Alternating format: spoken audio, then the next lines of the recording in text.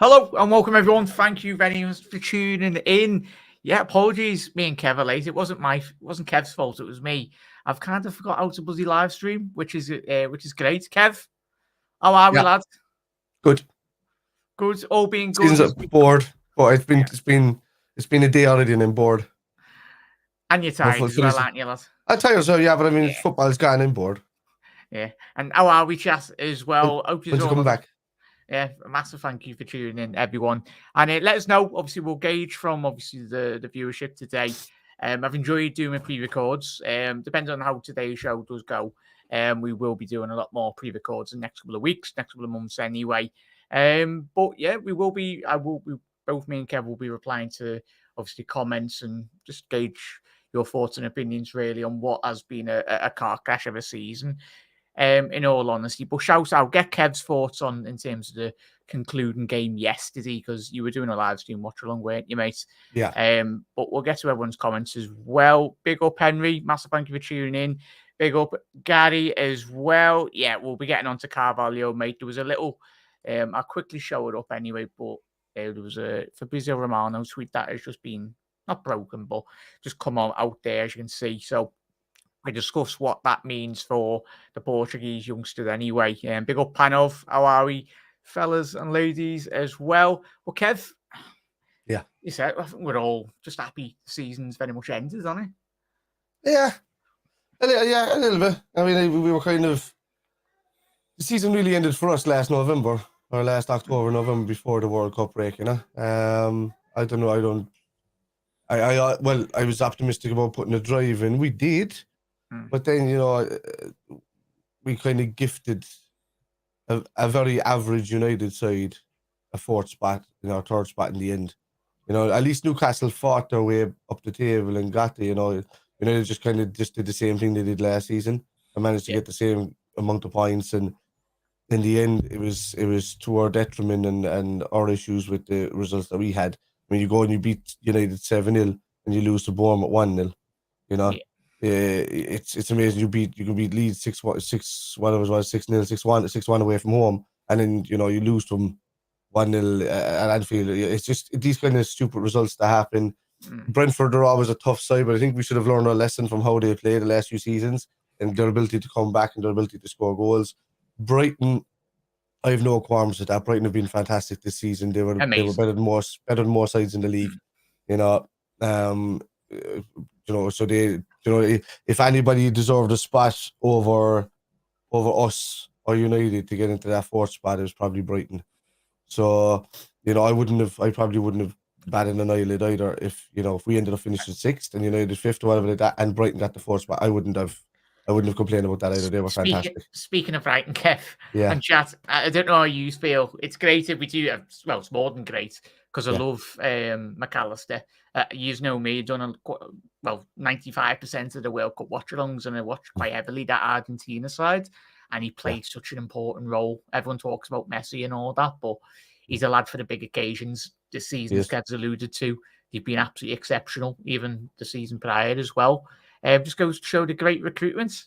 Shame Liverpool. We've done it in the past, but over the last 12 months, our recruitment's not been in tip-top form, which has been disappointing, really. I think we're sick of being robbed, really, because anytime we do good recruitment and we used to pick up the young fellas, they'd end up going after Real Madrid or Barcelona. You know what I mean? So I think we got sick of it. We were just like, look, we'll just buy the final product. We'll get them at nearly their peak so that we're not passing them on until we can make peak money out of them when they're past 28, 29 or something like that. So it seems that's the kind of policy change that happened in Liverpool. Yeah. I to me, point that I didn't answer. Apologies, Jess. And Kev, I'd love to just go out and get Saicedo as well. I know it cost a lot of money to get both of them. I'm going to be controversial, Jack. They massively improve our team. I'm going to be controversial. I like Saicedo. I think he's fantastic. Yeah. He's not your typical CDM. He's unorthodox because he plays more to protecting the right back position than he does in what he does. He does really good link-up play. They were advertising him playing in right back, weren't they, the last couple of weeks? They were like, we can't play right back. He's been playing right back, and he was playing left back, I think, in the game where everybody was saying he was crap there a couple of weeks ago. We can't buy him. He was terrible in that game, and I was like, he played left back the entire game. He was left back. He's a right footer playing left back, and he's still trying to do a job in the midfield. Like, come on, He's a fantastic player, Jack. I wouldn't say no to him if I did, but I actually think there's a better player out there that suits us. Because he's not even in the Premier League. We'll get to your comments in a little second. And we can get him for a third of the price. Who's this? Go on. Yusuf Fofana. Oh, the lad from Monaco. Monaco. The French lads. Yeah. I think he's better on the ball than Caicedo, and I think he's taller, he's larger, he's got a better stride. But Caicedo's fantastic. He's going to do well. Whether he'll stay, he's dreaming of Real Madrid and all of these places. This is he's a Rudiger. He wants to go there. He wants to leave. There's certainly value in the French market. Mate. There's value in there, so. But we got Fabinho from Monaco, and so Fabinho left. Tchouaméni replaced Fabinho. Really, when you think of it that way, they didn't really have somebody in there full term, and this guy's come in and replaced Tchouaméni, done fantastically well. And in a season where Monaco were really, really poor, he still had 119 tackles won in over a period of those games, and that's not even interceptions. That's not even ball retention or ball win backs. It's just straight up tackles. So for me, I think he's a fantastic player. I'm very surprised that nobody else is kind of touting him about the place. I haven't seen anybody else touting him about. So. I've just seen Brian's comment. Yeah, I was slagging off Rabiot 20 minutes into the World Cup. And man turned into one of the players of the tournament. And surprise, I think he probably will end up at Manchester United in a couple of weeks. Because I think I don't know if he's a free agent or something's happening anyway. But yeah, but going back to your point, mate, there's certainly value in the market, and that's you have spoke all season, all of us. Have a Liverpool fan, if you speak to your mate in the pub or whatnot. That certainly that's where Liverpool need to get back to the basics. That's where we do start competing with Manchester City. It's going to take a while to get everything sorted because there's a lot going on. But I think me and Kevin Overs would be here for like a 50-episode Netflix documentary by the end of the season because there's so much to go on it, mate. But we'll go into the Carvalho stuff in a little second, but we'll rattle through all these comments as well. You're absolute bloody legends. 21 of yous in here, everyone. So if you're new around here, make sure you do hit that subscribe button down below. Put your bell notification on. And make sure you do head over to the Kitmen channel as well. Me and Kev are hopefully going into next season. Well, just tell everyone what we've got coming up on the channel. Yeah, well, most of that we're just compiling a group of maybe 2 people per channel related to their teams to try and come in and just do bi-weekly roundtable debate shows, but really it's just going to be online because we're not really going to get everybody into the same place. I mean, I'm in Ireland, obviously Jack is in Liverpool, etc., etc. So look, we're just trying to get people involved from other channels that are used to talking about football, and obviously no offense to anybody, but over the age of 18 at least. So we want to keep it as civil and as respectful as possible, and noteworthy. So so keep an eye on that chat. So that is the Kitmen. So please do head over. Mods, if you can drop that channel link in the description, be much appreciated. Right, so after all these comments as well, get any questions for you, chat as well, that you want to talk about, we'll discuss. Any potential shows as well, you're more than welcome to drop it in and we will discuss it. Carvalho was just brought in because he was so cheap. Same with Minamino as well. 100% agree there, Rob. And like any business, you try and look for a little bit of an investment, and certainly Liverpool would definitely make easy north of 20 million profit, I'd say. You could easily get 25, 30 million. I think he'll go for 30, Jack. He'll go over 32.5 million minimum. Yeah, you look at the Morgan Gibbs-White when he left Wolves. Yeah, he's an English player, so he's got a big reputation, really, in English in terms of the academies and everything, but I think if he's going for 35, 38 million, as he did a couple of months ago, then you can certainly get 30 million for Carvalho. Big up there, John. Big up there. How are we, matey?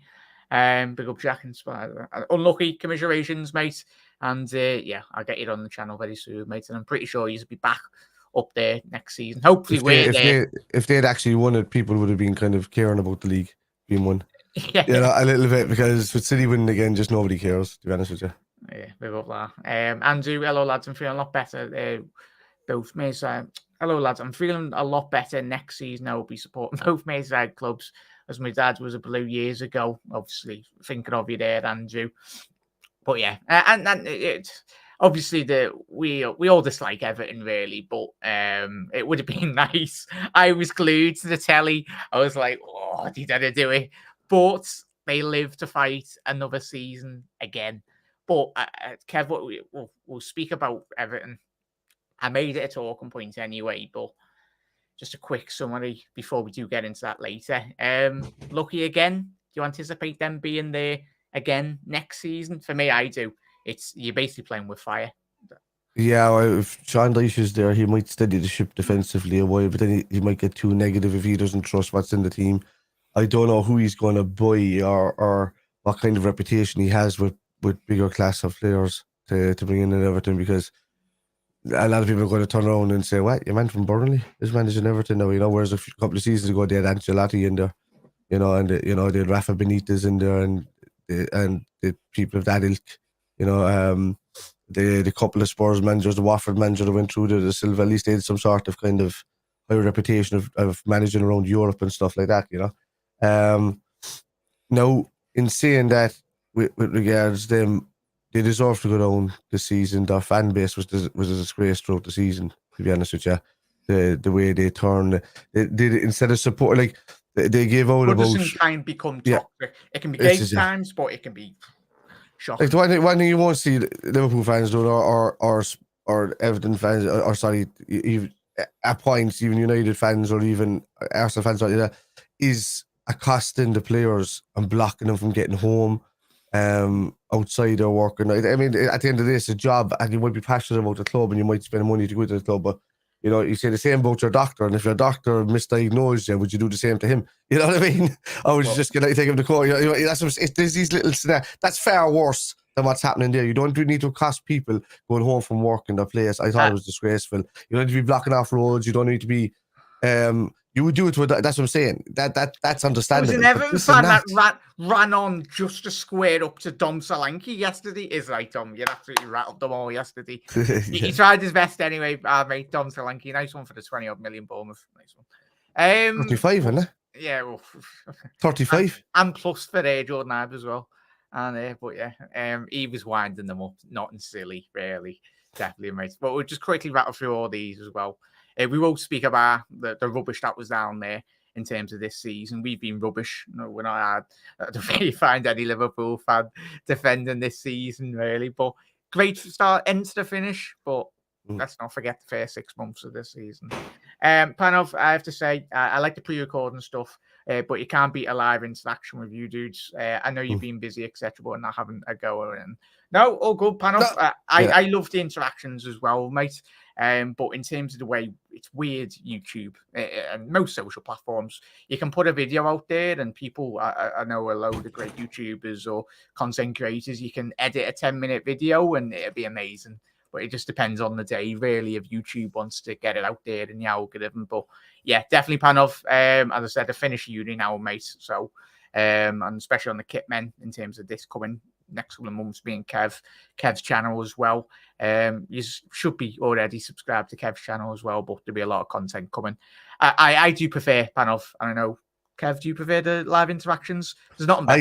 I enjoy it. You know what? If it was me 8 years ago, I would have all the time in the world to be able to sit down and edit this and edit that and do whatever. And if it's much easier just for me to go live and interact. It's much easier for me to get a debate going around the table. Like, I get more involved. I get more passionate about it. I can think on the spot. I don't have to pre-script anything like that. But it's good to be able to maybe. Like, I would probably edit down some of my videos and do them as shorts. I have done. Like, United 7-0, there's no way anybody's going to turn up the fact to make a little short than that and to do my goal reactions for that. So certain games you'll get it from me and certain games you won't. And that's not me just picking and choosing the games. It's just that I like, the ones that I like the scenarios and the things that make me passionate and the games that make me passionate enough to edit stuff. So, but I prefer the live, to be honest with you. Yeah, so big up chat. And most importantly, I hope you're all well, everyone. It's been absolutely beaming down in terms in a good way with the sun and everything in Scousland. And hopefully it's been nice wherever you are watching anyway. I'm a bit like, it's the Scottish genes in me. My Scottish heritage. Me and the sun don't go well. I look like, is it a squishy? Do you have squishies in there, Ireland, Kev? Squishy. It's like the white and pink sweets. That's what I look like. Oh, the twisty, the twisted things. Is that yeah. That's what I look like if I go to Spain or Greece or whatever, or even outside the house for 10 minutes anyway. So, but big up there, Barella. Yes, there's going to be a lot of talk, Henry. There's going to be a lot of transfer news, but we'll get straight into it. I'll quickly rattle through all those comments in a little second as well, chat. We'll get to them, but we'll get straight into the first talking point, really. Obviously, we got to pay our respects, obviously, on the anniversary of Heysel. Liverpool today paid their respects for, obviously, the 38th anniversary of the Heysel Stadium disaster as well. So thoughts and prayers go out to all the Juventus fans and the footballing community as well on the anniversary today. But we'll move on to the next one, Kev. Obviously, if you're just tuning in, or if you've been in work today, there was a lot of talk in the early hours of this morning. Panomi O'Neill, I've probably butchered that, so apologies. Quiva O'Neill, is it, Kev? It's like the female version of Quivine, so it's Quiva. Yeah, do you want to just read out a tweet there? Yeah. Quiva O'Neill. Liverpool have rejected a permanent offer for Fabio Carvalho from abroad. Understand club who sent the bid are not based in his native Portugal. LFC open to loaning Carvalho out amid plenty of interest, but not currently considering anything permanent. I think we're not considering anything permanent, Jack, unless it's ludicrous money that we can't turn down. Plus a 20% sell-on clause. Nice one for that one. He's no so apologies if you're watching, Miss O'Neill. I do apologise. The next time I'll put on a stereotypical accent. Will I? Put that back up there again. I'll try part two. There we go. Do it in Italian. Fabio Carvalho news today. She's slightly yodel. And but it's. I thought you were going to do a Scouse accent there, Kev. It's so more Fabio Carvalho today. News release says, I understand you see Club Army, man. What's that? Right, we'll go before the day. I've missed these lives. I've missed these live chats. But obviously, that was early on in the day. Obviously, the tweet that Kev just brought to us there. But Fabrizio Romano did tweet this literally as we come live here. More on Carvalho, news related today.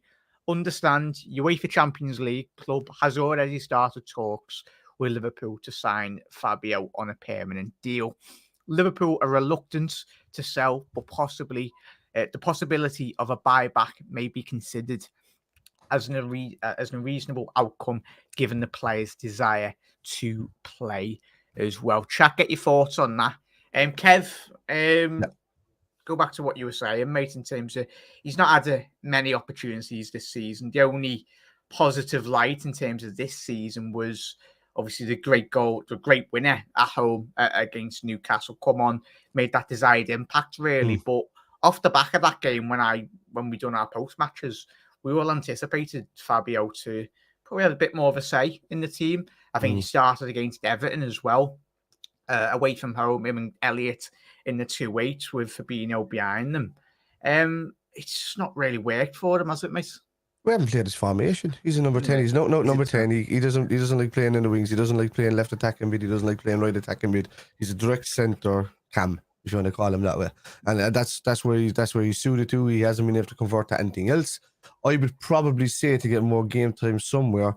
And if we are looking at a big deal, maybe McAllister's the deal. If we are really involved in Caicedo and there might be an opportunity there, you could turn around to Brighton and say, here, there's a 2-year loan of Fabio Carvalho, while you go and try and replace that central midfield role. But at least you've got some attacking options. Wouldn't surprise me if the likes of somebody like a Patson Daka from Leicester or Iheanacho from Leicester ends up at Brighton, somebody that can take over Danny Welbeck as well. You know, because they've done so well, but they don't really have an out-and-out striker. I mean, they lost Mopé to Everton, and they've been playing with I know Ferguson is there. I get it. He's kind of had a breakout season, but when he gets injured, they just have Danny Welbeck. And if Ferguson didn't get injured this season, they probably would have ended up in third or fourth, you know, with a proper striker. So Carvalho can only boost them, to be honest with you. But if there's a bid rejected, then, you know, we clearly don't class the bid as anywhere near, because if people are playing hardball with us, we're going to be playing hardball with people. So unless the offer is going to be tempting to Liverpool, and it's going to empower us going forward. Maybe with a buyback clause, maybe with a sell-on clause of 20 to 25%. Then I don't see why why we would sell that kind of talent. We 100% agree there, mate, and I think a lot of people in chat will as well. Let us know your thoughts in terms of Carvalho, chats. For me, I'd 100% agree with what Kev said there. But big up Maverick as well. Great to see you in the live, mate. I know I've been discussing with you over the last couple of weeks in the video comments, on the video uploads anyway, mate. It's sad that both Elliott and Carvalho purchases are a symptom of the dysfunctional transfer committee. Getting in players that Klopp would find extremely difficult to integrate is a waste of time for all as well. I'd agree with that as well. I'd slightly agree with that, but can you remember a point in time this season where you turned around and complained about Harvey Elliott when he played? Oh, no, it's not Elliott's fault, really, mate. So I don't think he's done anything wrong. I think he's been played out of position, obviously, but I don't think he personally done anything. Yeah. Yeah, he was our player. Would you say player of the first 3-4 months? Like, he was, and he took a bit of a knockdown for a little bit, and then he came back. But I think he's been okay.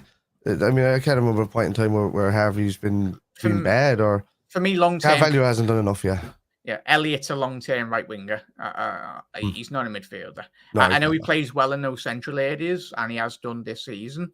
He's just not got the strength or the physical capacity to be an athletic box-to-box midfielder, especially considering if you are going to be playing Trent right back. Obviously, it's been great over the last couple of months, merely, mate, but Elliott hasn't got the athletic ability if we are going to be playing Trent right back, or if we're moving into midfield. Would even Southampton game, mate, you watched that as well. All of us watched that. We just let Southampton score 4 goals. I know that game meant nothing, but it was just a realization of the things the mad work that needs to be done, in all honesty. Harvey's he's a hard worker going forward, and what he doesn't do enough defensively, which is why Fabinho was under so much pressure yesterday. Now, I get even getting back to the point with Carvalho going to Brighton and all of that. I was going to mention about Enciso getting involved with him there. They're both kind of very similar players. I mean, Carvalho, I'm thinking maybe you don't have to go. I know I see that Brian also mentioned about Brian Norton, but I think that if you put somebody like Carvalho in with Enciso and they rotate who goes more forward or back, I think you have a good scenario happening there for Brighton, or a learning curve on the Norton as well. But I just think that without how many times this season did they depend on Danny Welbeck to come off the bench when Enciso wasn't hitting the ground running, and would have Enciso seen as much game time if Ferguson was fit as well. So it's all these scenarios that are happening, and it's all capitulated with not having a constant number 9.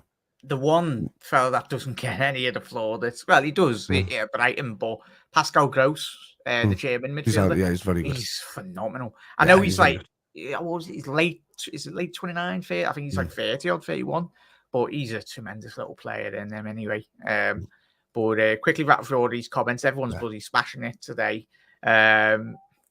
But yeah, I'd agree with you, Kev. Quick one there, Kev. Quick fire one.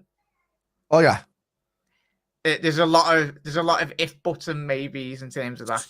Well, it's only if but maybes if we're not going to spend. But Klopp has come out again and said that he expects us to do nothing else but spend in the summer window. I don't want to be hearing excuses at the end of, we're going after the players, but we're not getting them. I don't want to hear another too many situation. As I said throughout the entire season, if you're not getting choice A, make sure you've choice B, C, and D ready to go and lined up ready, because we can't be going in without choice A. If we have to wait 2 years for choice A, it's not benefiting the team. Move on from choice A. He's no longer choice A. Choice B is no choice A. And that's the way it goes. We're wasting my best ever greatest Liverpool manager in my lifetime.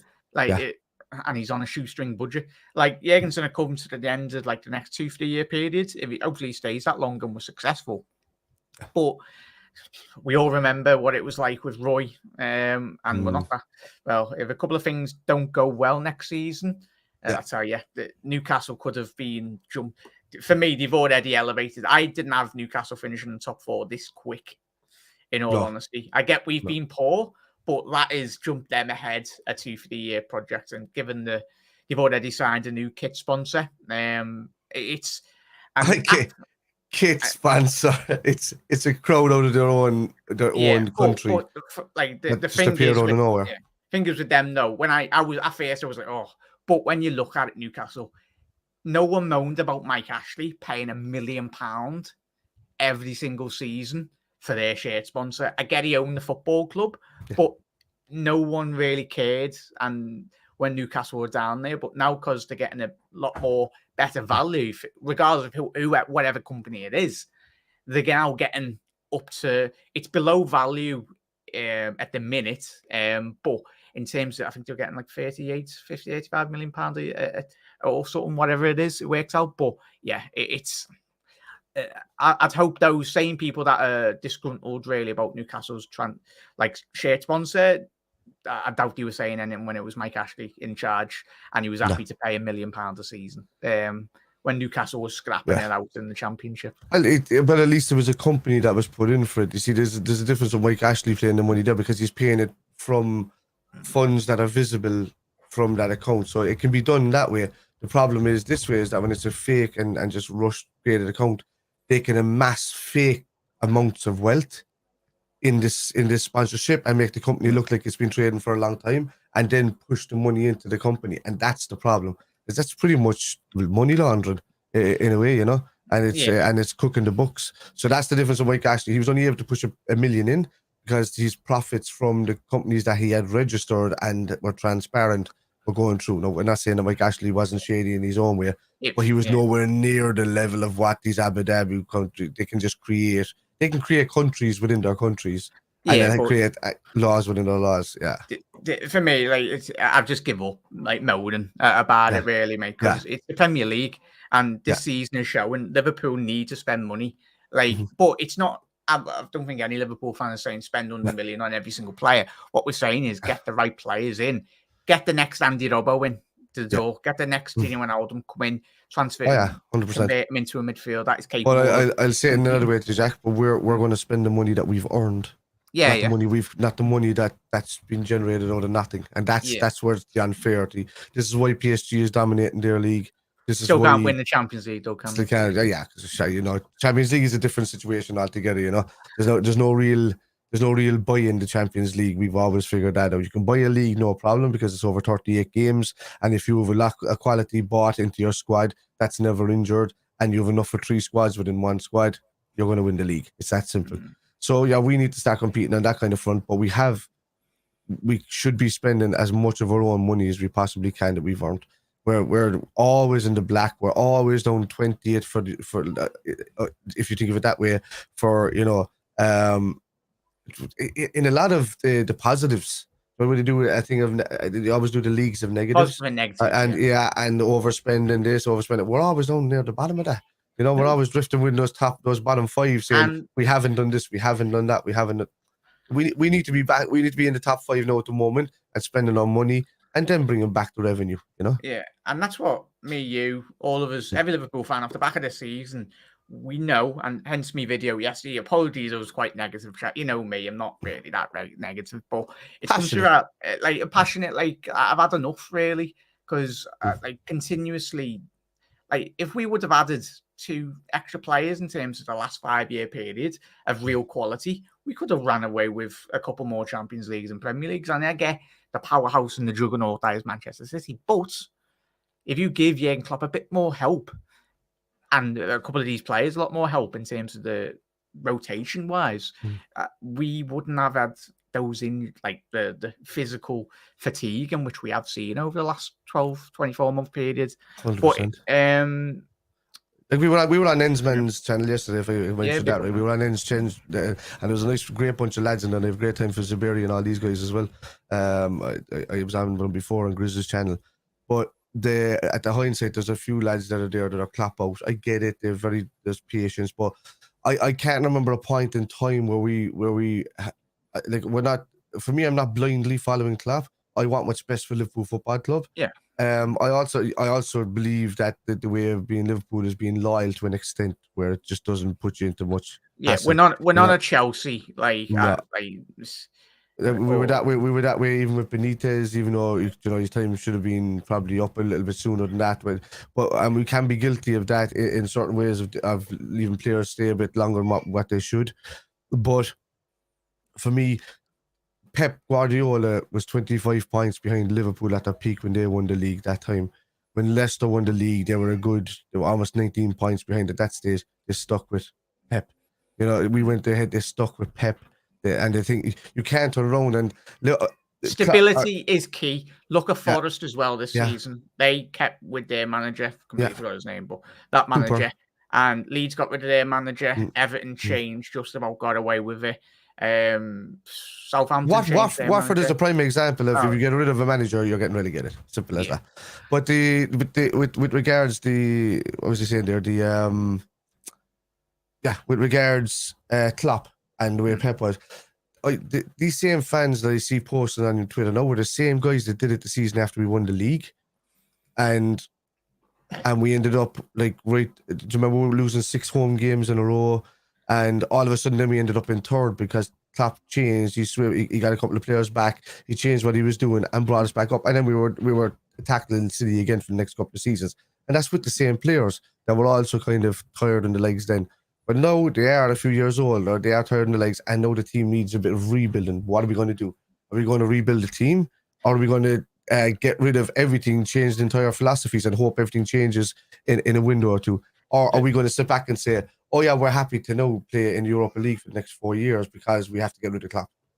It's just not. It doesn't make sense to me. But I said that in my video yesterday, mate, and I think that's the thing. That's the beauty of social media. Everyone's entitled to their different views and opinions. So I created my channel, get everyone's views. And even there was a lot of people disagreeing. I will go through all the comments at the back end of the show in terms of the engagements, and there was people disagreeing with me, and that's fair enough. That's sound. That's the beauty of it's not like I hate Twitter. Like I don't really use it much. I use Twitter just to see what everyone's doing in terms of like life and everything, in terms of sharing their content, liking their content and everything. You just nailed it on the head there. Twitter is not real life. It's a place where people you're very limited to and a lot of stuff can get completely misrepresented in terms of what you do. Like one message can be read with like an attitude when in reality you've just with misinterpreted. No attitude. Massively. So this is the beauty of form of video content for everyone, really. You can try and get your point across. Even you do get the couple of people tuning in for 20 seconds and taking that viewpoint when you've had a whole 2-hour episode. It's men that don't have a steel chin and handbags. That's all it is. You know? But we'll quickly rattle through all these. I can understand. Rattle through all these comments as well. In terms of Ensman, do you trust the own eyes? You had this debate yesterday. I know what he's doing. I know what he's doing. It depends, lad. Like my eyes are shocking, Ensman. I was at the game a couple of weeks ago, and I'm meant to be wearing glasses. Sometimes on my streams I do, but at the end of the day, it's all down to opinions for me, Ends. At the end of the day, I leave it up to the professionals. I'm not a qualified coach, but what I can do is just add my 2 pence to it. And as I said, it's only 2 pence, really. I can add to that. I do always trust my eyes. I'll always trust my own eyes. I can get where he's going with that. I don't trust live stats. I trust amended stats. I hate somebody goes in. I don't mind that crap. But, I know it can be done and it can be studied, but that to me is a gimmick upon what football's about. But when it comes to stats, I want to see what's after being re-studied at the end of a game, looked at, revamped, and then the actual official stats go in there. So official stats, yes, not these. Toe poke made it go that way as it's a live stat, and we're sticking with this, and the stats are changing, and then the prices are changing, and betting offices and all that. That's just a way of making money off idiots for me. So and don't get me started on the Ivan Toney betting. I could literally, I might actually do a video on that because that really got on my tits. The fact that they're sponsored by a betting company, and then Thomas Frank said it as best. I don't know if you've seen it, Kev. He said he should really, if he had to go to a load of schools and talk about obviously responsible gambling and everything, really. But when football clubs are sponsored by gambling companies, because so many people struggle with gambling addiction, it's massive, especially in the modern day now as well. It's very accessible for everyone, and especially the cost of living crisis. People are really using that as a form of, sadly, trying to get a bit more money to feed the family, and it is sad. And the Premier League for me needs to start clamping down, and football. They could. Really, sadly. I've a little thing that might counter that as well, but when they started doing it with drinks companies, did it stop people drinking? No. If you do it with betting companies, it doesn't matter. There's still the same guy that, no offense to anybody, man, I don't begrudge anybody. I was a dude that used to collect the dole after I left the Navy for years. I had no money. If you asked me 8 years ago, I'd have to borrow 20 quid off you just to go and get a pint. But you've guys that just want to make the quick buck, always, and that's their mindset. It's got nothing to do with what the football is. Horse racing's always going to be there. Boxing's always going to be there. You know, the digital horse race is going to be there. You know, these are the kind of things that you should be blaming for that. Not the fact that these companies are coming in and big up a club. Advertising, the thing is not really going to... Somebody'd have to be really gullible to fall for that type of advertising. But for me, we all know going to bet. They're going to bet. They're going to take their money from a post office. They're going to walk into the betting shop. They're going to spend it all, lose it all, and then they're going to walk out again. That's got nothing to do with football. Yeah. So but, we will probably do. We'll definitely do. That's an idea for the kit men as well. So if there's any betting companies that want to come over here and sponsor me and Jack, I'll take it off. There you go. Spend your hard-earned money over here. Yeah, I've definitely been blacklisted now. So there we go with the companies. But that's the thing I've always said on my channel. I'd really never get sponsored by betting companies, even though they're the ones with the money. We need to sort the team out as a lot. Yesterday's game revealed a lot of flaws in our system and the capacity of our players. We must improve because the league is getting more and more competitive. Big up there, Everest. Great to see you in the comments, mate. And just one more thing on the betting thing as well, Jack. You don't have to advertise the betting. The betting companies can pay for it. And the revenue can come in, but there's a way that there's going to be government incentives for the money to be made back if the government can regulate it. Whereas if a certain betting company comes in and sponsors, they're assigned to a certain charity, and that charity for that season will be the one that's displayed on the front of the jersey. So you're not getting the highlight of what the betting company is, but you know that betting company is associated with that charity. So the charity would see maybe 15% of all the profits that come from that betting company, and the betting company would make all the rest of the money. There's a lot can be done there. If you want to take it out the outside, fair enough, but assign it to a charity, put the charity on the front of the shirt, and make it per betting company. And I think you're laughing that way. What is it? Everyone whack on 10 grand to get relegated next season. No. And they can put the WWF right there if they want. You know, sponsored by the championship. There we go. But we'll be have a little talking points, obviously, on the team that did get promoted. Little second chat. It's an amazing story. Really looking forward to seeing them in the Prem. Kev, could you quickly look who won in the playoff today? Oh yeah, kind of. It was Barnsley versus someone. Is this the League 1, League 2? Yeah, League 1. League 1 playoff. League 1 playoff. But big up there, Everest. By the looks of it, mate, it would be a team from the continent. It is a team in the Champions League as well, mate. What are we going to do? Oh, I wish I knew. We haven't even got a medical department, Everest, at this moment in time. Well, holy crap. There was a red card. There was. But I think it's Dean Windas's son. Oh, is it? Josh Windass scored. Look at this. Pretty much the last kick of the game in extra time. 120 minutes plus 3. He scored a goal. Sheffield Wednesday. Oh, bloody hell. Yeah. Bloody hell. That would have been a great game to watch. I think Ted's disappeared. Have I? Sheffield Wednesday fans have got your camera, I think, well. That's the heat. Elliot has played anywhere but central midfield in a free for Klopp. So, lads, over 2 seasons, does Klopp see him as a winger? Never played. Oh, I just removed Kev for a little second there whilst his camera just cools down. Never played. Yeah, definitely there, but there's a lot of question marks, really. But yeah, came on for 1 minute. I mean, he's played 8 minutes or something. It's ridiculous minutes, in all honesty. Big up, Mick. Hope you're well, matey. See you soon. Anyway, it's great to see you and Christian a couple of weeks ago. Anyway, but definitely do a podcast very soon, matey. Hope you're looking after yourself, and thank you for tuning in, mate. But we are thinking of the budget. We have something like I think we all wish we'd have that budget, Henry, but we all know we're not going to be spending that amount of money, sadly. And Kev sorted. Oh, yeah. There we go.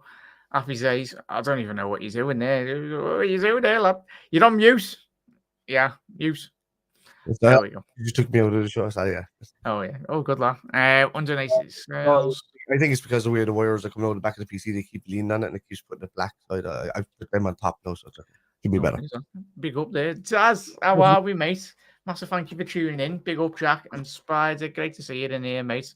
Example, Liverpool must get 12 points from the first 4 games. 100% there, Gary, 100%. So it was Newcastle moving like City. For me, they got quicker because they've got the more bigger, would you say, Kev? For me, I think Newcastle, they've had, for where City were, they weren't as big. City were taken over in 2008 and they were bringing in their Robinhos and things like that. They had Mark Hughes in charge. They didn't win the league until it was 2011, 2012, right? So, and then they were getting involved in the Champions League, obviously, then. So, you know, I think they're massively, just mainly due to the fan base. Newcastle are a bigger fan base, yeah. Better fan base, more history with probably less trophies, but still, you know, like in comparison. But yeah, the fan base is massive. The city is the football and City proper, whereas, you know, Manchester's always been, United's always been Salford based with their, you know, original fans and stuff like that. Now, many people in the city people supported actual City. So, yeah. Yeah, big up there, North. Great to see it in here, mate. I know obviously North's a big FSG outfit anyway, and as I said, I think if we don't get our house in order, I tell you what, there'll be a lot more. And you've seen my video, North, yesterday, so you know where I stand. I know what FSG are going to do in August. You can only positive and take is that the supporter base will hopefully come together and protest this. That's the thing, North. I think Liverpool, and we've seen that with Hicks and Gillette, when needs be and when there is going to be a point that will, if FSG continue with the neglect as they have done in the last couple of windows, all Liverpool fans, we're all very much switched on. We're an intelligent set of fan base. In terms of the whole fan base, in terms of different views and opinions, we got Rick's the Cowboys out, and there was protest then. I don't think it will get to that point, but if it needs to be, there will be protests. Because especially the disrespect, it's disrespectful for me in terms of Jurgen Klopp, Kev. Yeah. Like, for what that man has done, like 30 years, the majority have waited, especially my lifetime, bloody hell, 28. Yeah, I wasn't even born last time Liverpool won a league. So it's going to be interesting, to say the least. Yeah, look, but even in saying that, and I love Jurgen Klopp like he was my own second daddy. But he still takes responsibility as well. He needs to step up to the owners as well and ask and publicly say that he's with the fan base and not just the owners. Like if the owners are starting to do questionable things now, and he's going to stand by and just be the loyal employee a bit too much. You know, I don't want to see that. Look, there's for me, with regards, if the money that's coming in from the Anfield Road is nothing got to do with the budget that's coming in for the sponsorship deal with Nike alone, then there should be 225 million sitting there ready to spend minimum, and that's without player sales and releasing the wages. And so like fair juice to Klopp. I think it's a disgrace the way kind of City have pretty much, you mightn't say that they're starting to spend money high levels on players, but they did spend on multiple players at around the 60 million mark all the time. So not many teams can do that in the league, you know. One even Liverpool, we buy somebody at 60 million, but then with the rest we'd have to buy at 18 to 25 million or something like that and just hope that they get good. So when you see the pundits and the Sky Sports and all that kind of twisting of that, well, man, they haven't really spent that, but they've done it over multiple players with these kind of numbers. And when you're talking about top average numbers, you're talking 60 million or 50 to 60 million. So, and when you're offering them large wages and large bonus incentives, they're going to go to the club that's going to pay them more individually than what, you know, because City can get away with not giving as much money to the club that they're buying it from. But look at the Haaland deal. They got it for 64 million, but yeah, he's making 900,000 a week if he scores goals. You know, that's what they're kind of hiding behind in the mask of all of this punditry that they're doing, you know. Oh, fantastic that they've done this and that. It was that notion, you spot on there, is that notion of getting 70 million for Kanji and Haaland. Like, no. Haaland's on, as you said, about 700 grand a week. Like, that is, well, 100k is probably the budget for most teams down there in League Two for like the whole year. Yeah. But as I said in my video yesterday with people in the comments, the Super League is the Premier League, but as Bri said, use your eyes and stats can back you up over a season as well. And especially if you are backing up, especially as we all do, we try and do our due diligence really in terms of analysing stats and backing up what you're saying. But if you can back it up with stats, and especially obviously with your opinion as well, mate. But 2026, 2026, and no more sponsors on the front of shirts, but still on sleeves and advertising. Yeah, I'd be about that, but I think the manager has a better idea what he wants and he fits the team, even though most fans would disagree. Look at 100% their panel. I think all of us. Creates world class. Yeah. We know he can, but he just still needs the bodies in there. But we won't buy in the 25 millions of the 30 million players that Klopp can make world class. That's the one thing. That's why I'm criticising FSG for the first time in this season, because they haven't even supplied that to him. You know, they've done the Cody Gakpo, which is to cover for Diaz and Jota being injured and whomever was there, but that's not where it was needed, you know, and that's what Klopp was given. They're like, we can buy this guy if he's available. If you want this guy now, we can get him now, but you'll have to wait until the summer before we can tackle the midfield. So that's what he's been told. Do you find it mad, Kevin, and chat as well as now? I just find it bizarre that we're getting the German fella in, Jürgen's supposedly mate or whoever, to come in for a short period. It's not like it's a 2-3 year contract, really, unless there is good understanding whether we are getting a director of football from another club, say in 3-6 months' time when their supposed contract does end.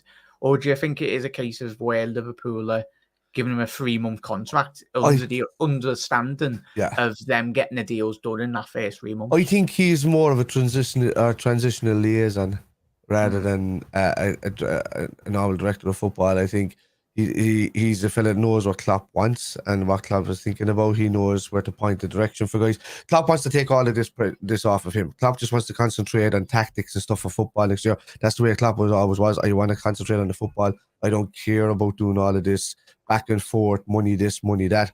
I give it to guys that know what they're doing with that. So Klopp likes having a director of football. He likes having these people to do the job. As much as he said he'd have back and forth with Michael Edwards, he needed him as much as Michael Edwards needed Klopp at the end of the day. Yeah. How we haven't even tried to bring this guy back in when he's still available, I don't know, because he did wonders with us when he was there. Maybe it is just that he was just found himself too much under pressure and not enough help. And you could see that Julian Ward couldn't handle it instantly. The minute he got into that job and went, how did Michael do this? Is what he's thinking. And maybe it should have been like a committee team rather than just one guy laying it down to 2 or 3 fellas and having no help himself. And so it needs it needs rehashing. I think this dude is just a transitional. He's another. What was that? Not Damien Comolli, but who's the guy that came after? He's still floating around football now. Oh, that's kind of Conor Blanca. I just seen him. I seen him on the TV the other day. He was at the match as well. I forgot what his name is. Comolli. No, Comolli was after Comolli. Yeah, it was chairman, was it? Purslow, that kind of. I think he's another one of these guys. He did okay, he comes and he does what he needs to do, but he's more of a transitional dude than anything else. And that whatever helps Klopp really. I don't care as long as Klopp can concentrate on doing his job, and these people are coming in and doing their own job, then and taking the pressure off of Klopp, and that's grand. I think Klopp he will point out his targets, and I think this guy will expect to help him to get it really. I think he'll come in with more freedom than anything else. So if they really want him, he's going to be let loose without wires really. I think for about 3 months. So yeah. And big up Ant, in the comments. And if you're in any fit state, I know you were out in the berries last night, trying to forget this season, probably a bit like Liverpool, but not quite going into the Championship Liverpool. So commiserations for your team, mate, but madness. And in all honesty, in terms of being in the but the wages are going to be really interesting to see how use.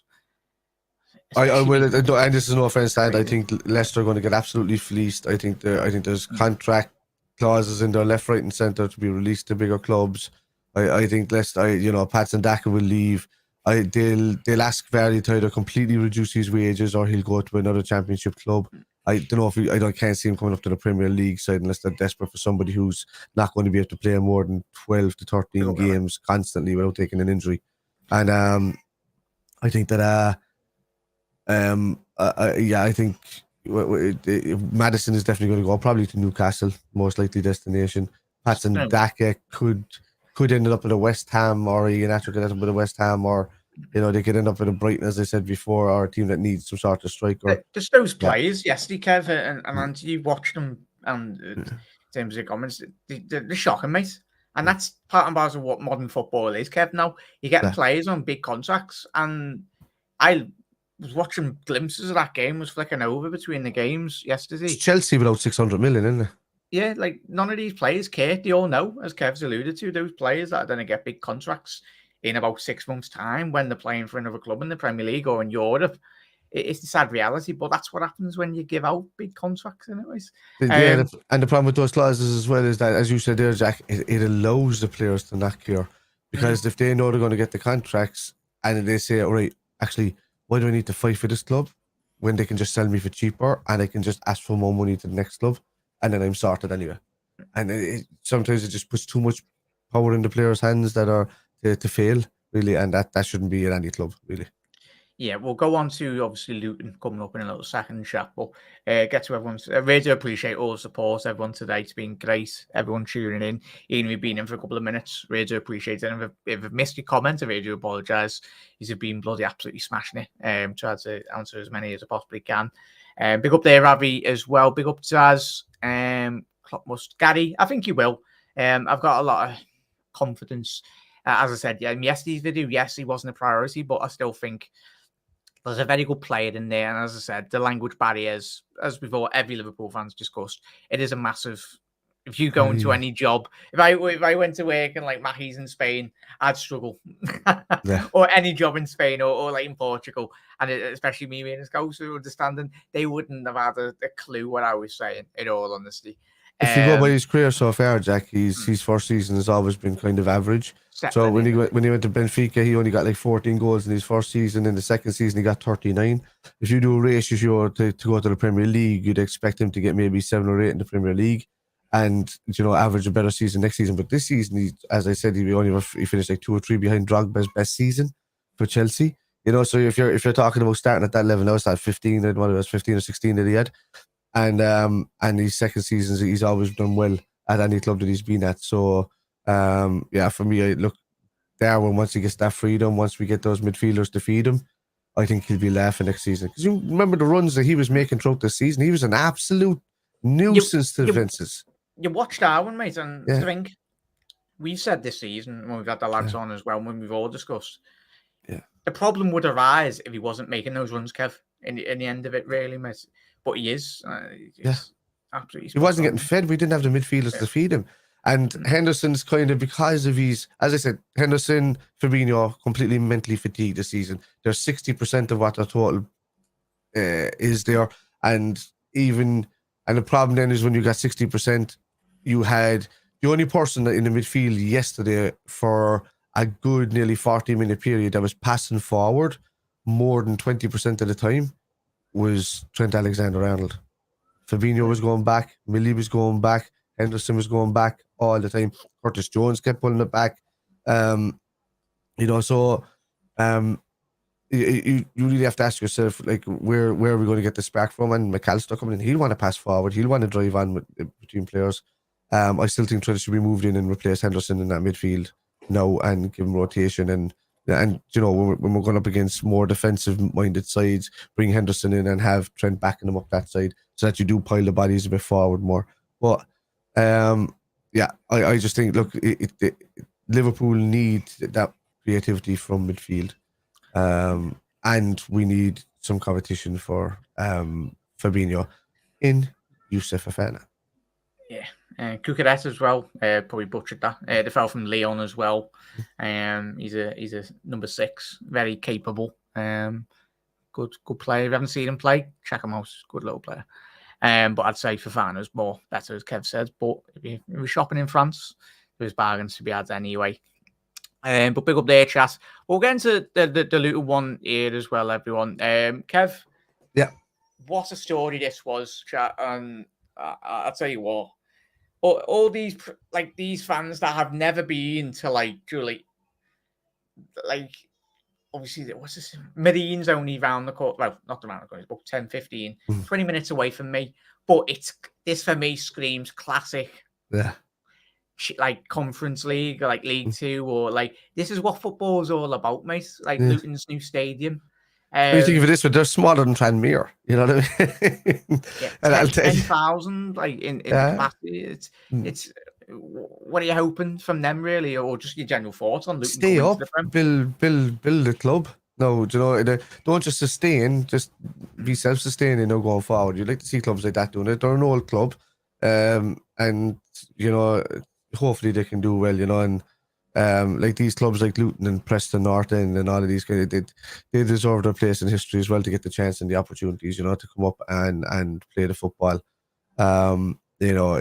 It's just a shame that it was Luton and Coventry at the same time that were kind of involved in that, instead of a season apart. But I mean, Coventry can bounce back and do it next season. Blackburn can still do it. Yeah. But nothing is in comparison to the likes of Luton Town doing what they're doing now. It's really, it's nuts. And that just goes to show the good management in terms of a club. I think apologies, I haven't got it on today's show, chat. I'll probably get it up this week. I've seen a graph on Sky, really, where it goes to point. But this statistic on the left, I'd say young lad, but he's been at the club for a very young age, and he's been at the club. Poanzu is the first player to go from non-league football to the Premier League with the same club. What an incredible story. Luton Town from the National League to the Premier League in 10 years, which is fair play to them, mate. It's what football's all about. And that, Kev, if you're an owner of a team in the conference or a team down there, with good structure, good management, good appointing, good recruitment. And I love that more, that lad has been there for 10 years. And he's made it his journey to get into the Premier League and the big time now. He's just EVG, isn't he? Yeah, of course. Of course. Yeah. I know he's the anybody who's loyal to a club or deserves their right to play in the Premier League afterwards. It's such a shame if he was there since the very beginning and he came up and all of a sudden, it's a great story in the summer, but then all of a sudden, because Luton after making more money, they have to buy in a few older ex-Prem players or a few Championship players and bringing them into the squad, and then this dude doesn't get an opportunity in the Premier League. No, that'd be a shame. But it's at the moment it's a fairy tale story, and hopefully the lad can continue it in the Premier League. Yeah, Ravi, they're probably going to be signing everyone, mate. But I think a lot of it was when we were doing our news shows. It was more in hope and expectation, really, that Liverpool would sign him. I think Liverpool lately in the last few seasons have been the guys to come in late and then try and take a deal. So never say never, until that dude is leaning in a picture, Yeah, until it's announced Liverpool have signed X, Y, and Z, then we're all happy. Doug, thinking of you, mate. I know I did send you a message, mate, but apologies, I couldn't jump on the show. I didn't even hear about this. Sorry, Doug. Yeah, just thinking of you, mate, and hopefully everyone chat just send Doug a message as well, showing everyone's support. But he's got all of us, mate, so just keep us updated, mate, if you can, please. It's harsh to say, but Cavalier, just going to rattle through all these comments now, Kev, and everyone in terms of all these.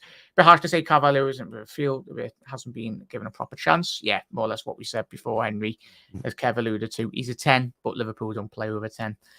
Right now, Klopp's preferring 3 deals. Yes. That's the thing. We'll do shows this week. Liverpool's issue is not going to be scoring goals next season. It's just about conceding goals. He's conceded far too many. I think it was speaking to Kev today and Luke and the lads before we go on. Is it Leeds? 70 odd bloody goals they've conceded and minus 30 and ridiculous. But yeah, thinking of you there, mate. Big up there, Russ. Russ, we go again next season, mate. Both of our teams, both the Arsenal and the Liverpool, we go again. As me and Kev alluded to today, the Reds. That's the thing. The one thing positive to come out with today, Kevin, is we get behind these lads. Even whatever happens, we do what every Liverpool fan around the world does best, and that's get behind these lads. But, of course, we'll be voicing our concerns in terms of the window and everything. But at the end of the day, when the first minute, when the first second and the whistle in the first weekend, Hopefully all of our business is done by them, mate. But yeah, we just got to get behind them, mate, as well. Yeah. Look, the Europa League is there as well. Go and win that. If we're good enough to win the Champions League and to get into 3 finals in the last 5 years or so, we're good enough to win that. We were in the final just before that as well. So when Klopp came in, we were in that final as well. So, and Klopp will want that trophy. It's one that he doesn't have in his cabinet yet. So regardless of what trophy it is or where you're placed in it, there's an absolute appeal for it to come out. Like, you have to take it in hindsight. What Liverpool do, then take it this way, lads. Don't listen to your Man United friends, don't listen to your Chelsea friends, don't listen to any of these people that that's talking absolute bollocks about Liverpool getting into the Europa League. We've had a poor season. It's down to us. It's not down to them. They didn't cause that season to be bad. It's us, right? So that's one thing that you have to take away from this. Another thing is Manchester United aren't winning the Champions League, right? City might do it this season. Arsenal aren't winning the Champions League. Speaking of them, it's Newcastle aren't winning the Champions League. Did you see him? Did you see the Dutch Ollie? He was doing a speech at Old Trafford. Is he? Yeah, and he come out with quotes saying that Liverpool. Well, what is it? We've not spent millions when. Hang on, did Man United not spend like 150, 200 million in the window? Man United have spent 2 billion since last winning the league. They can go away. Just wait. Chat, if you can get the comments from 10 now, Nigel, I've just sent you the message there, mate. The link. So hopefully we'll be joined by Nigel in a little second, mate. But yeah, sorry, Dale. I was just saying. I'll show you the comments at 10 after this episode. But the thing is, with us, we can go to the Europa League, and there's no embarrassment there. We'll probably end up meeting one of these teams in the Europa League before we get to the final. That's the difference, So don't take it to heart, lads. None of these teams are going to win the Champions League. There is no banter to be had. They didn't cut. None of those teams caused us. We beat Newcastle twice this season. We were unlucky to destroy Arsenal at Anfield, and they were very lucky to beat us away from home. United caught us at our worst moment at the start of the season. Then we hammered them 7-0 throughout the season. None of those teams had any play on what we did the entire season and how we played this league. None of their position sense. United haven't improved. They're 11 points below where they were last season. Newcastle improved. Arsenal improved in the league, and that's down to them. What we did is down to us and what we couldn't do on the pitch. So we're going to go into the Europa League. We're going to enjoy it next season. It's going to be tough. It's more games, and it's going to be tough. I'm going to be traveling to places that we wouldn't normally travel to, but you're going to see a lot of players get a lot of experience. You're going to see a lot of new players experience what it's like to play at Europe, even at a lower level, at Anfield and away from home in this, which will going to give them confidence going into the following season when we do get back into the Champions League. So it'll give them a chance to kind of go on and see what it's like to win something, hopefully, and it. No matter what European competition you play in, we know as European royalty that no matter what European competition we play in, it's hard to win, and plus the finals in Dublin, so it's only up the road for me, and because I have 3 season tickets this season, I think I get 3 tickets for that final too, which would be good. So, how are we doing, Nigel? Well, who's this fella? Good afternoon, lads. Afternoon, fella. I'd say how are you? But you've probably seen my video yesterday. You're always very disgruntled. Hope you're well, mate. And, thank you very much for popping on that. Yeah, I'm not too bad. I was just watching the League One playoff final with my dad. My dad is a Wednesday fan, so. Okay. How is he? I have a couple of buddies who are Wednesday fans as well. Very last second winner. Yes, that's ridiculous. I know he's delighted. He's delighted they went up. So yeah. I was cheering them on. Cool. Was that to get into the championship? Was it or? Yeah, that's it. Yeah, big. First time. All three playoff games have gone to extra time. I tell you what, all of them have went. I tell you what, if you put a couple of balls, two went to penalties. Yeah, it's madness, that anyways. Yeah, I just thought. Just when you're talking about being disgruntled, I thought we were terrible with the ball yesterday. I didn't see much of it, but I saw a couple of highlights, and I thought we were terrible on the ball.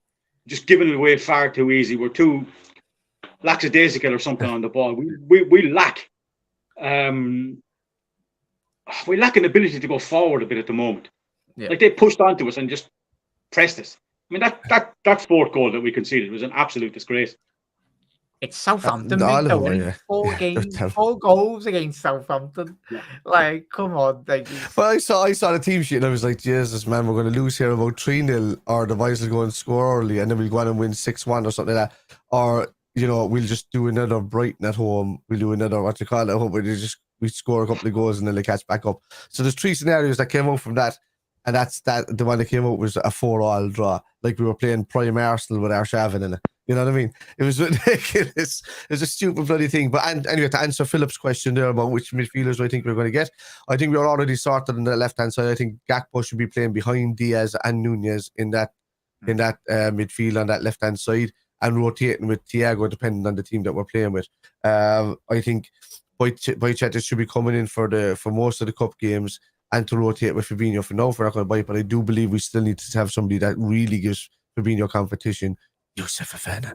And on the right-hand side, I think Trent should be brought forward into the midfield to rotate there. I think you're going to start seeing the end of Jordan Henderson be moved out of the squad, and I think McAllister coming is going to rotate that scenario of how we play those games. And I think that Trent can also play that number 6 role if he wanted to rotate with Fabinho. So we've got a player that's ready made to come in there. We've got less games for Fabinho to be worried about next season and play that many games. So look, I think 2 good signing midfielders is what we need, and I still think we need a right back, centre back guy that can play both positions. So, like as I said before, the ilk of a Gvardiol or something like that. I would also get somebody else in to replace James Milner on some sort of free transfer, and Nacho from Real Madrid is available, and I would have him all day long in our squad sitting there, coming in doing the dirty work that James Milner did, only for he's like 5.5 years younger. And I would take him all day from Real Madrid, give him a little contract, stick him on the same money that he was sitting on, the 90 grand a week at his age, and let him play and experience Anfield. I don't think he would turn us down. I think he pocketed more solid this season when we played against him.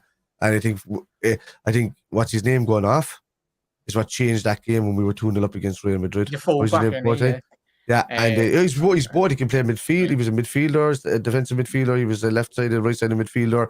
He can also play the left and wing and right wing back positions as well, and even left and right back.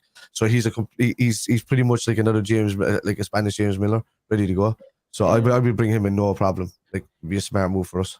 Yeah, Nigel, what's been your you've done plenty of podcasts with Owen and the lads. Like, what was your resounding clear message, really, that you got from not just yesterday's performance, mate, but what do you firstly want to be seeing going into this summer? And for me, I don't really see my video yesterday, but it was just, we need to just start spending money on quality, really, mate. That none of this spending the next 3-6 months to and froing, really. Like, we've more or less wasted the season. For me, mate. But what's your general thoughts going into this summer? Well, the last 3 years has come back, or the last 2 years previously has come back to haunt us this year. By not spending last year, like you said, we wasted the season. Our legs are gone. I totally agree with what Spider said about Gakpo. I think he's been excellent for us this season. A great bit of business. Feel sorry for Boycheta. I thought if Boycheta doesn't get young player of the year, there's something seriously wrong there. He was brilliant when he came in. What Spider said, we need 2 midfielders. We need about 5 midfielders. We've sold 3 or 4. We need guys there who are going to give in there. Like, Henderson's legs are gone. He'd be all right for about 10 minutes here and there. Fabinho hasn't been the same player for the last 2 seasons, but he hasn't been able to back up. We have no backup, and we run the legs off him again. The injuries that are coming, injuries to Thiago, injuries to Boycheta, injuries to other players, are because they've got the legs run off them. That's my big take. This spend needs to happen. We need about 7 or 8 players. What Spider said there as well, we need a replacement for James Milner. In 2000, I think I said this before on one of the pods. We needed a 5 or 6 man kind of little pod of players. We signed, I think it was Heskey, McAllister, Bernard Diomed. But McAllister was the main thing because we needed a guiding hand. we have a guiding hand there now in Henderson, but we need somebody in there with legs. We have a guiding hand with Fabinho. We also need somebody who's going to sit in behind, whether he might be a little bit more experienced or not. But we need to start addressing those positions that we are missing. We need a right back. Definitely, we need a right back. You can push Trent into midfield. But that position that we were lacking all season, and Brighton was the biggest standout for me. We kept getting caught down that same channel between right back and right side of midfield. And we just got absolutely destroyed down that. They beat us 3-0. It could have been 10 that day. That's how bad the only reason that I don't think we want to sign that many midfielders is because we know that Ox, Naby, and Milner are gone. No, we know that Jones is staying. We don't know what's going to happen with Carvalho. He's probably going to go out on loan, but he's not really a midfielder. We know that Thiago is there, whether he's injured or not injured, and he's available. So what we have is Henderson, we'll have Thiago, we'll have Fabinho, we'll have Bajcetic, we'll have Jones. We'll have, if Tyler Martin comes back and he's not going back on loan, that'll be 6 right there. And then we're talking that. So the only reason I think that there's going to be 2 big midfielders and somebody like a Nacho who can play these multiple positions is just going to back up the squad. I do think that we need a central defensive midfielder, top quality one to come in to battle Fabinho. I do think we need a right-handed sided midfielder or somebody who can just swap a Gakpo all the time that can play that side and have Thiago as backup, have Jones as backup, have Elliott as backup, because I didn't even mention him yet, which is why I don't want to see that. Unless we sell, we're not getting more than 2 and an experienced player maybe in. Now, right back position, I do believe we do need to spend in that right and centre back. And I think that Joe Gomez. I was going to say he's the name on my lips, really. I was going to ask you lads and chat. I think yesterday's game was putting all of these lads on the shop window. I think that yesterday's game was. That's what I said in my video last night. Their value is depreciated. But Nigel, I was banging. Well, I think Overs have been banging our head against the wall, and I think Jurgen Klopp and Joe Gomez himself. It's like you had an opportunity there. Get it. The season's finished. But you've been begging to get into the team. He comes in. Well, not just Gomez. It was a lot of disappointing performances. But when you see a player like that, he alleviates for me one of the problems you alluded to there down that right hand channel. He's a centre half that can play right back. He's a better and we've seen it in the last 2 years really when he has played there. He was it the Forest game in the cup when he provided that assist as well. He can play well, but he was brilliant against Man City. Yeah.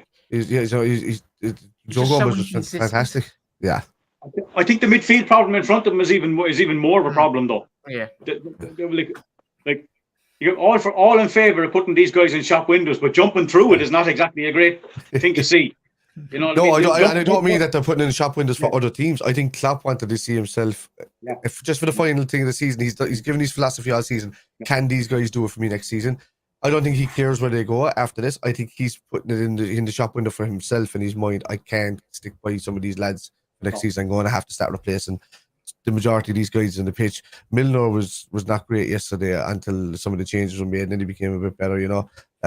Bobby was knackered as well. So, and it wasn't a great way to give him a send off, really. So yeah, there needs to be a more press resistant Liverpool. Yeah. Some of the lads there are too easily hurried when they have a ball. We play too much sideways football, and lads are when they're moving quick into the press, and our lads are kind of panicking and trying to ship off quick passes, and it doesn't work. It's very, very frustrating. Like I said, I didn't see the game yesterday because I was working. I was listening to a bit of it, and we just seemed to be kind of a bit lost in the middle of the field at times. I was laughing my head off, to be honest with you. I was sitting there, I was literally laughing on my stream going, Jesus. I don't know why, but I'm not surprised by this. I seen that starting at 11, I was just kind of going, these can capitulate at any moment in time. So we went 2-0 up, and I just said, if we score the next goal, we're okay. If they score the next goal, something bad's going to happen. And we're just lucky it's the 38th game of the season, and we're not 2 weeks into next season. Yeah. Because we had that against Fulham, and then the first couple of weekends of the season, we're like, oh my, it's going to be a long season, boys and girls. What would you think if we went for James Ward-Prowse? Just as a suggestion. Is he a free? No. I don't know. I doubt it. I don't want to spend any money on people like that. But they've been relegated. Yeah, but even still, like I won't spend 25 million on a player that you know, he's good for free kicks, but we already have Trent Alexander-Arnold for that. And I don't see the benefit of him coming in when he's not the greatest defender. He's not the strongest. He's a good little anchor player, but we've got a better anchor player and stronger player in Gakpo. We have a better anchor player and stronger player in Bajcetic, and Thiago is already an anchor player. He's just for me.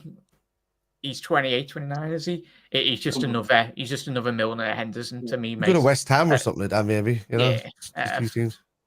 I did say 5 years ago we should have signed him 5 years ago. Oh yeah, when he was younger. Well, he's been in that Southampton team when we had when we bought Lovren in that one. So he was playing right mid at that time when he actually had pace.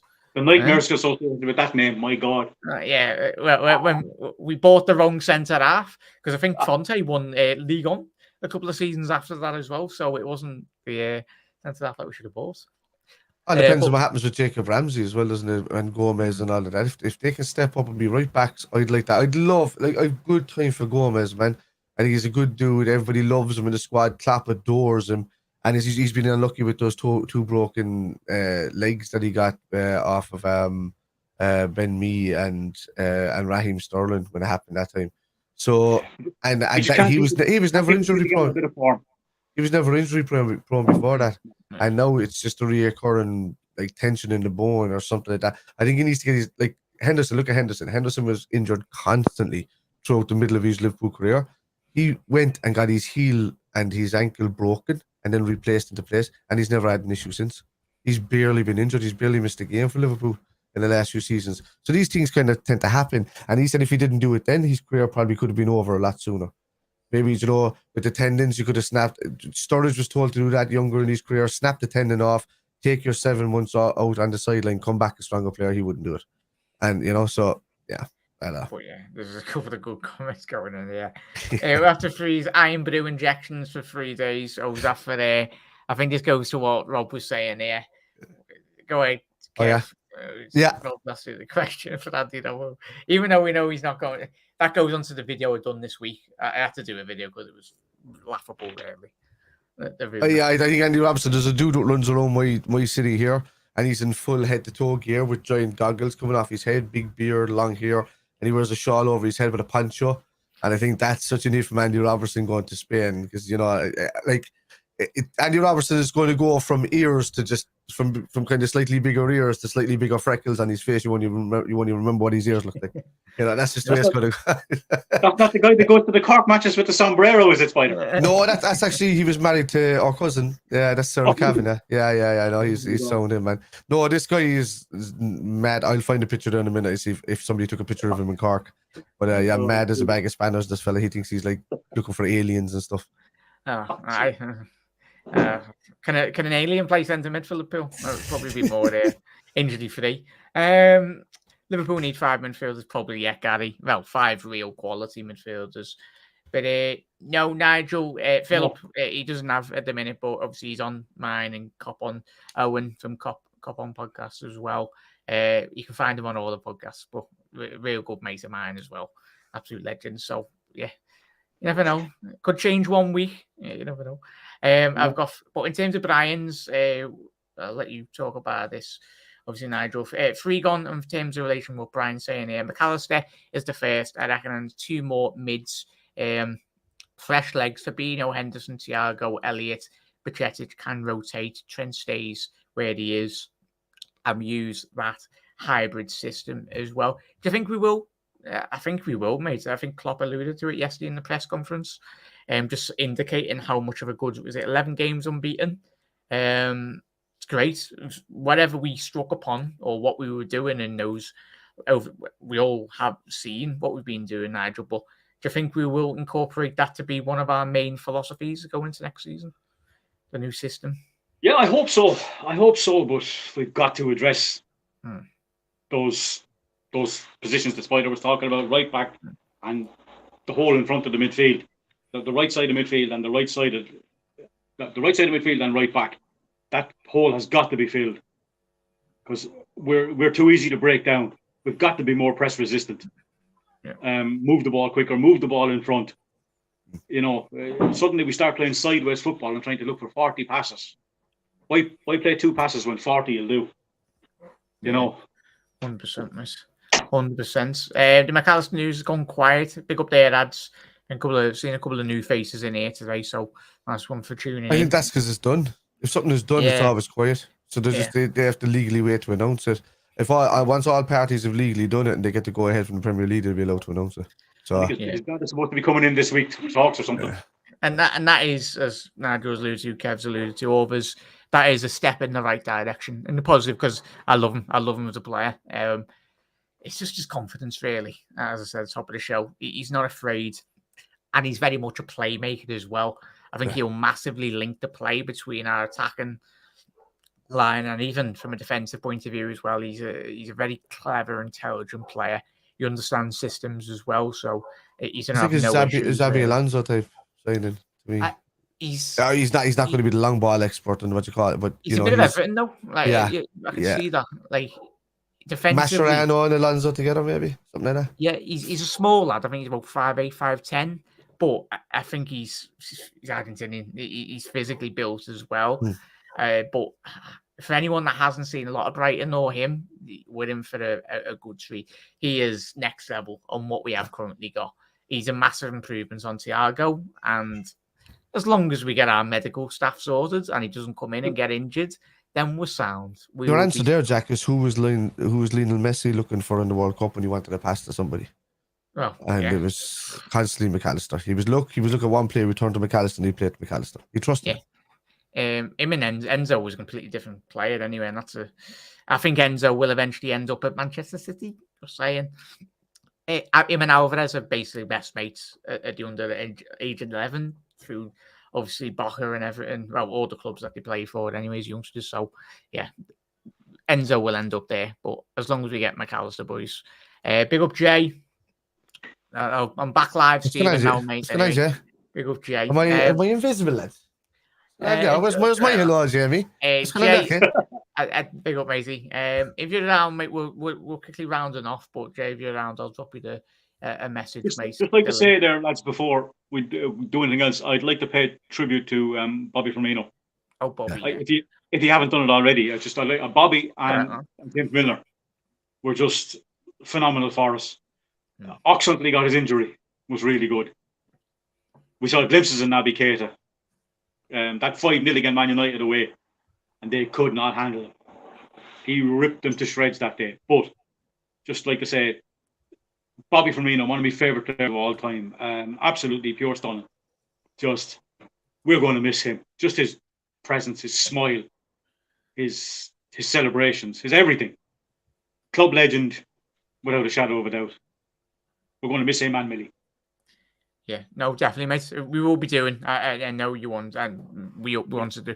I will definitely be doing a dedicated video when you're coming on, Nigel. And if anyone's welcome, you're welcome to. I'll ask everyone to do not the research, but do the little bit of research prior to coming on and like basically write. Jack's giving you homework, lads. Yeah, so get your favourite moments, your favourite clips, or so we can get the graphics and all that. Make it look better anyway. I will be dropping a link to Jay. Just find him on Twitter. Where's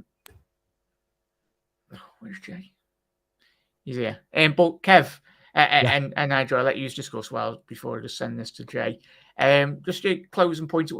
Start with you, Kev, or chat as well. What's one thing or a player that you'd like to, or actually, no, we'll speak about obviously the rubbish at the bottom. Before we get Jay, we invite Jay in. That lot that went down. No, not about Everton, but any surprises there? Well, Leicester were a surprise for me, to be honest with you. I thought Everton would go down before Leicester this season. I didn't expect that. It was kind of, they were their own worst enemy as well. I don't think anybody wanted to play for the club anymore. I think Cashbush, Michael leaving was a clear indication that there's something stinking at Leicester at the moment. And ever since the unfortunate death of the owner, and people are not happy with it, it's been run with his son. The spending's not been right. There's been more about profits being made for it now rather than money spent. I think it's the kind of opposite philosophy that's there. I don't know. There's a lot of tainted stuff going on at Leicester, and it's just unfortunate that they went down. Well, for the club, not for the fan base, by the way. But with Leicester, but I think by the time we got to the point where it was like November, December, there was warning signs, and I think we all kind of seen it coming. As I was a special place for Leeds, obviously spending some time there myself, but it was but the defense says it all. Conceding that many goals says it all. You're not going to be able to do it, and only for Leeds and Southampton were worse off than Everton this season. I think Everton would have been down ages ago, only for that. Definitely, yeah. Nigel, Leicester should have sacked Rodgers when they won the FA Cup. When we remember it in 2014.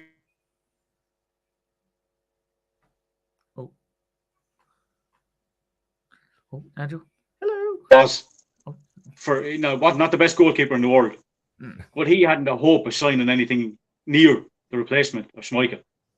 He just cannot sign decent players or players on a par with what's left. Leeds, I don't know. Rodgers is the inheritor, isn't he? He's the inheritor of a semi team, and I think when you look at it that way, Kenny Dalglish brought in Luis Suarez.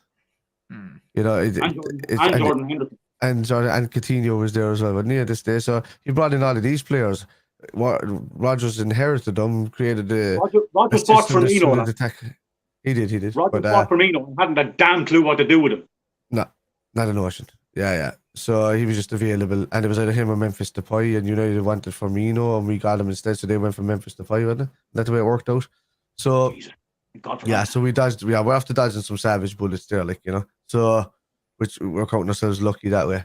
But we fell for that kind of trick ourselves. We got Andy Carroll in, who was doing brilliantly in Newcastle, and then just did not suit our football at all. I don't know why we ever bought him. I think we were going for a second Peter Crouch, who it wasn't world class at Liverpool, but we all loved him. He was like a cult hero. So yeah, I mean, yeah. How are we doing, Jay? Are you right? Yeah, I'm doing good, mate. How are you? Yeah, well, I think like all of us, mate. A bit of a poo season, really, isn't it, mate? But it's just your general thoughts on, obviously, quickly, in terms of the lads were speaking about the relegation, just a quick thought on those. Was it the right teams that went down for you, mate, in terms of the rubbish that was down there, in terms of the bottom yeah, three? I mean, Leicester's the one that shocks me the most because only 5 years ago they won the Premier League, or 6 years ago, whatever it was.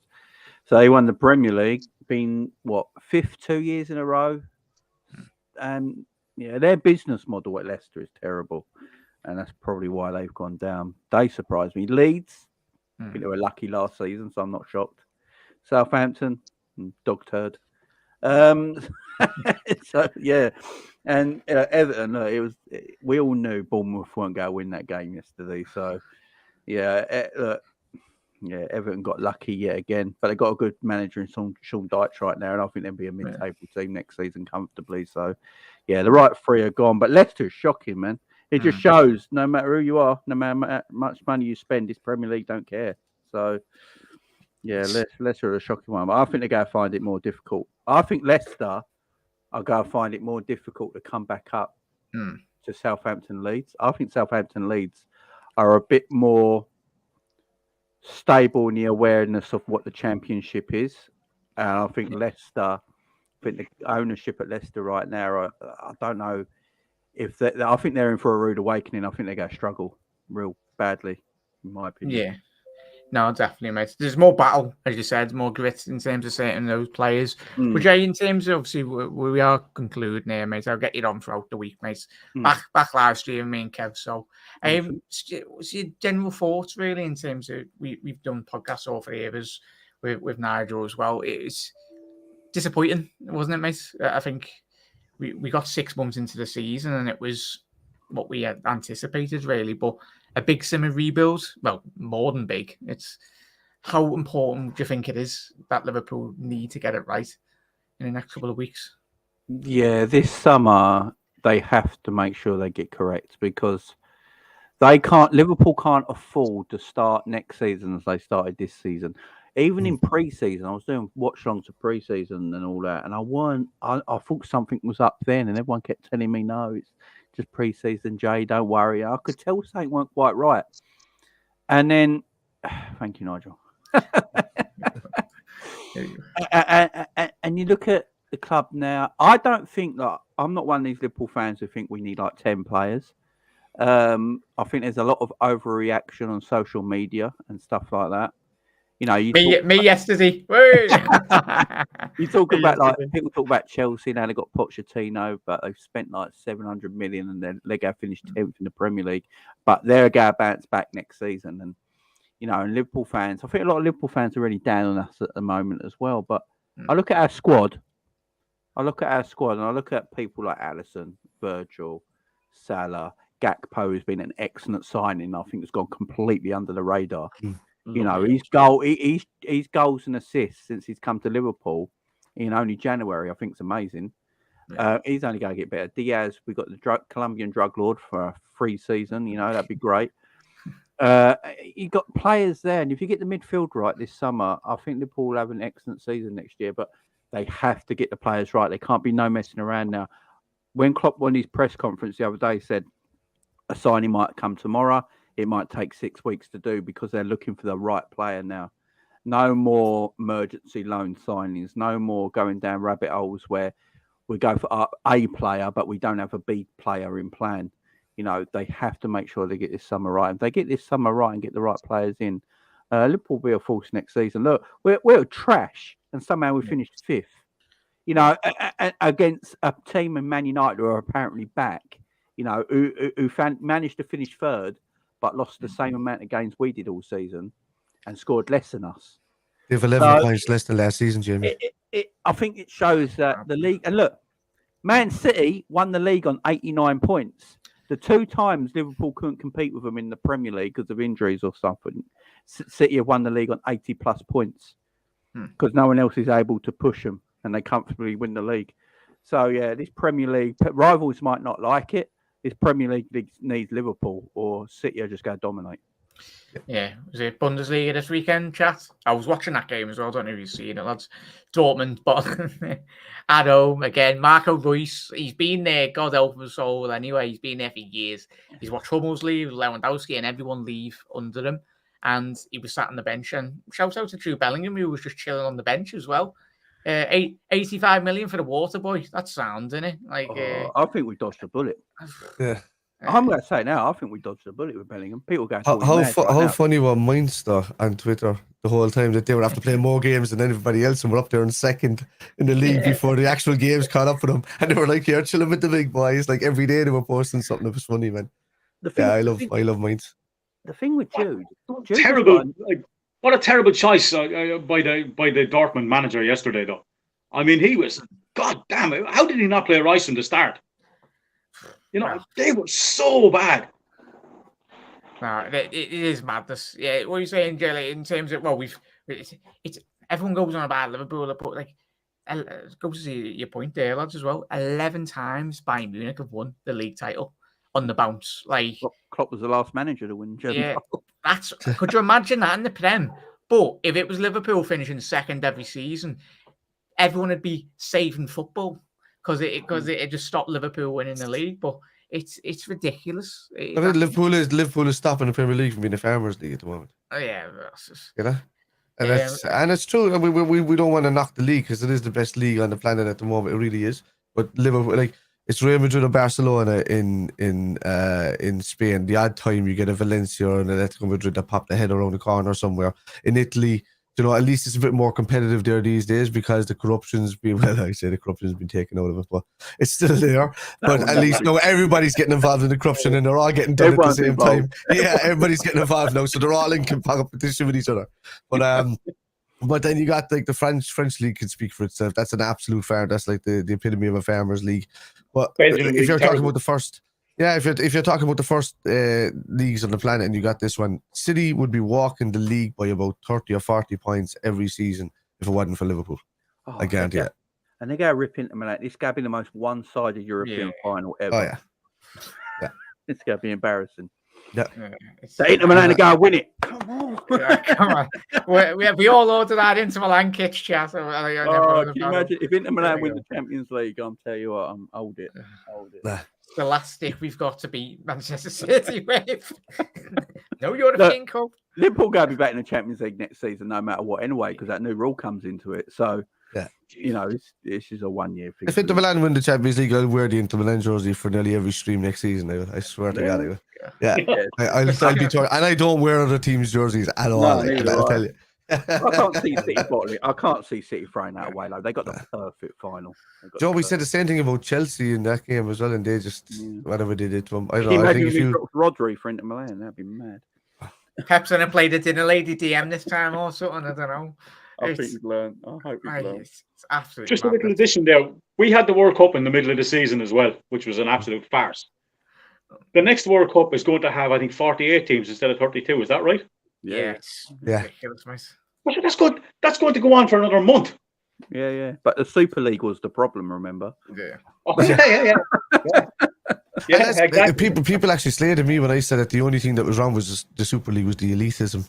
Yeah, got rid of the elitism. Everything else benefited because it was 160 million. It was only going to grassroots in each country. Now, if you went with the Super League, it was going to be 463 million going to grassroots football from there, and you had extra team. But you can't get rid of the. The only I'm going to say it outright. Get rid of the Americanisms of those proposals, and you were laughing.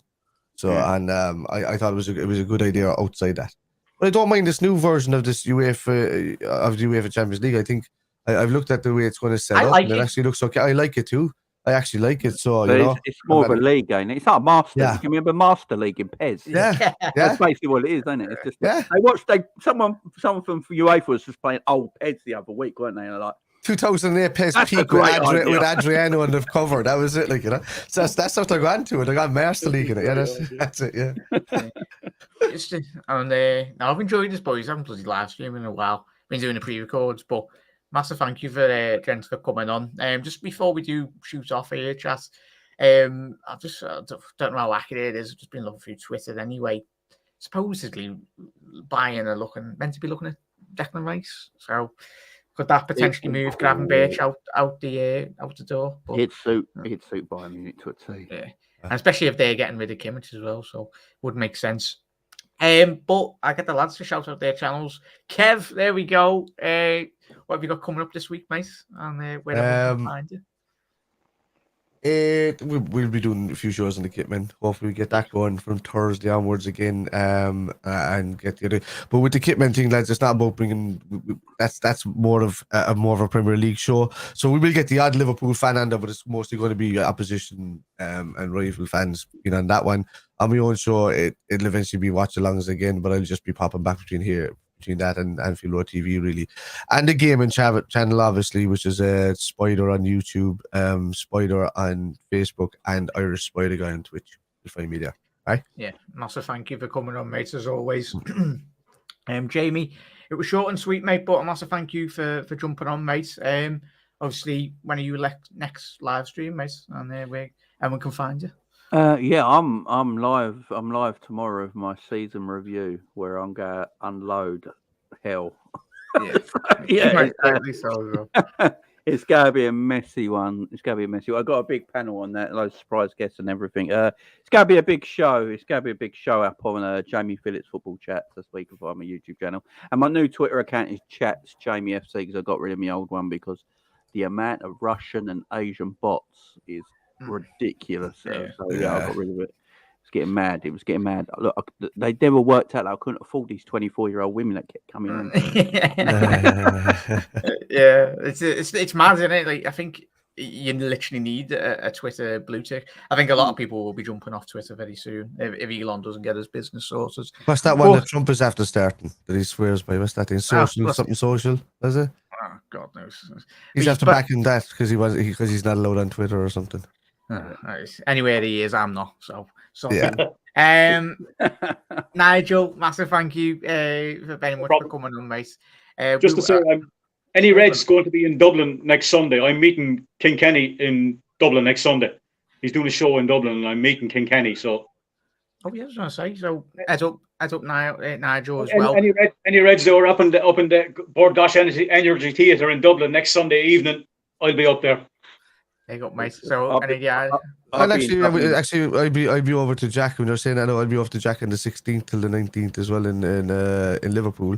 And I know we're doing our own thing for a couple of days, but maybe one afternoon we could do a meet-up if everybody wants to come and say hello in a pub.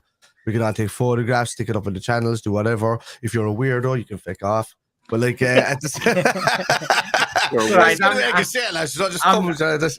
I'm the biggest weirdo on YouTube.